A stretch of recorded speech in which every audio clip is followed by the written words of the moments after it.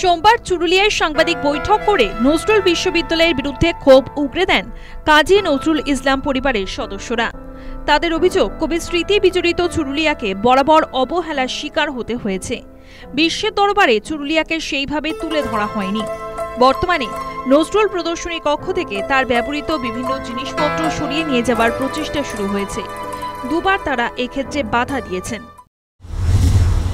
চক্রবর্তী মহাশয় যখন চুরুলিয়ার মানুষজন সবাই হাত তুলেছিলেন যে হ্যাঁ আমরা চুরুলিয়ার উন্নয়ন চাই, তখন কিন্তু উনি বলেছিলেন যে চুরুলিয়ার কোনো জিনিসই এখান থেকে যাবে না। চুরুলিয়ার বরঞ্চ আমরা চেষ্টা করব নজরুল ইসলামের আরও যদি কোথাও কিছু আছে সেগুলোকে চুরুলিয়ায় পৌঁছে দেওয়া। কারণ চুরুলিয়ার মাটি এটা তো জন্মভূমি, এটা সারা জীবন চিরকাল এই চুরুলিয়া বেঁচে থাকবে এবং চুরুলিয়াতে মানুষ আসবে। এবং নজরুল ইসলামের যে বাসনা ছিল যে সমস্ত মানুষের পদধূলি পড়বে, প্রতিদিন একটা শান্তিনিকেতনের আদলে চুরুলিয়া গড়ে উঠবে, সেটা তো তার মৃত্যুর 50 বছর হতে যাচ্ছে, এখনো পর্যন্ত সেটা আমরা দেখতে পাচ্ছি না। কবে হবে? বা একাডেমির কোনো জিনিসপত্র যাতে ইউনিভার্সিটিতে না যায়, তার জন্য আজকে আমরা আপনাদের ডেকেছি। আপনারা এটা বলুন, মানুষকে আপনারা একটু করুন, সহযোগিতা করুন আমাদের। এইটা চলে গেলে এটা অন্ধকার, এখানটা অন্ধকার হয়ে যাবে।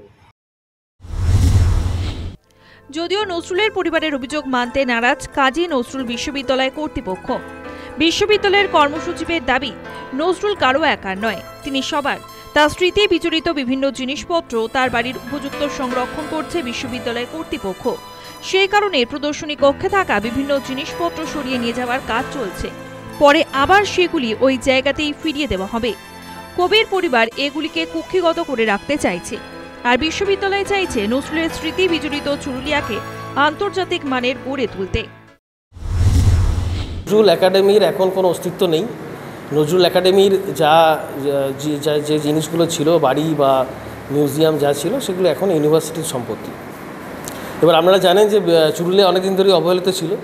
আমরা আমাদের পশ্চিমবঙ্গ সরকারের উদ্যোগে এবং আমাদের মাননীয় মুখ্যমন্ত্রীর উদ্যোগে আমাদের ওখানকার একটা রিনোভেশনের কাজ চলছে এবং অলরেডি এটার জন্য প্রায় 1.5 কোটি টাকা স্যাংশন হয়েছে এবং আমাদের পশ্চিমবঙ্গ সরকারের ট্যুরিজম ডিপার্টমেন্ট এই পুরো ডেভেলপমেন্টটা করছে। বিদ্যালয়ে সারা বছরই নজরুল নিয়ে অনুষ্ঠান হয়ে থাকে। আমরা সেমিনার, কনফারেন্স বা বিভিন্ন রকম কবির নিয়ে প্রোগ্রাম আমরা করে থাকি। সুতরাং নজরুলকে নিয়ে আমরা সারা বছরই লেগে আছি। নজরুল কারো নিজের নয়। এখন কিছু জন যারা বলতে চাইছে, আমার যেটা মনে হয় তারা সম্পূর্ণ তাদের ফ্যামিলির একটা পরিচয় দিয়ে নিজেদের এই জিনিসগুলোকে কুক্ষিগত করে রাখার জন্য চাইছে। প্রসঙ্গত, চুরুলিয়ায় কবির স্মৃতিতে তৈরি বিভিন্ন ভবন এবং প্রদর্শনী কক্ষ রাজ্য সরকারের নির্দেশে কাজী নজরুল বিশ্ববিদ্যালয় অধিগ্রহণ করে। কথা ছিল বিশ্ববিদ্যালয় কর্তৃপক্ষ নজরুলের বিভিন্ন জিনিসপত্র উপযুক্তভাবে সংরক্ষণ করবে এবং কবির জন্মস্থানকে বিশ্বের দরবারে এক অনন্য জায়গায় নিয়ে যাবে। এখন সমস্ত বিষয়টাই নজরুল বিশ্ববিদ্যালয়ের আওতাধীন হয়ে পড়ায় কবির পরিবার এই সব বিষয় ব্রাত্য বলেই নিজেদের মনে করেন। News time.